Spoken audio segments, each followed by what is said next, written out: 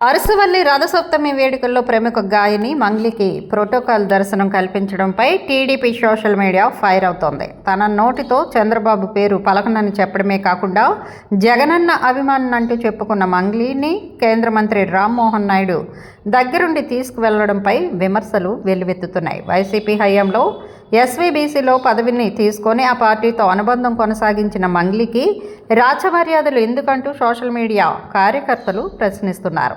ప్రస్తుతం పొలిటికల్ అట్మాస్ఫియర్లో నేతలు అత్యంత జాగ్రత్తగా వ్యవహరించాల్సిన అవసరం ఉందని వరుస సంఘటనలు రుజువు చేస్తున్నాయి. ముఖ్యంగా నాయకుల ప్రతి అడుగును కార్యకర్తలు వేయి కళ్ళతో గమనిస్తుంటారు.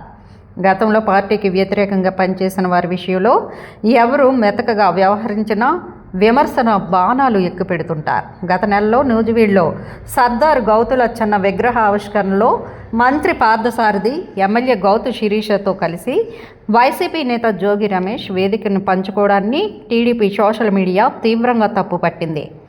ఇద్దరు నేతలను మాటల తోటాలతో దుమ్ము దులిపేసింది. దాంతో తప్పైపోయిందని ఆ ఇద్దరు సోషల్ మీడియా వేదికగా క్షమాపణలు చెప్పాల్సి వచ్చింది.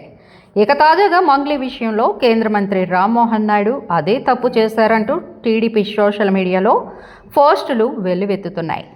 గతంలో వైసీపీకి అనుకూలంగా ప్రచారం చేసిన మంగ్లీతో శ్రీకాకుళంలో ప్రత్యేక కార్యక్రమాలు నిర్వహించడం, రథసప్తమి సందర్భంగా సూర్యదేవుడి దర్శనానికి తన కుటుంబంతో కలిసి మంగ్లీని తీసుకువెళ్లడాన్ని సోషల్ మీడియా సైనికులు విమర్శిస్తున్నారు.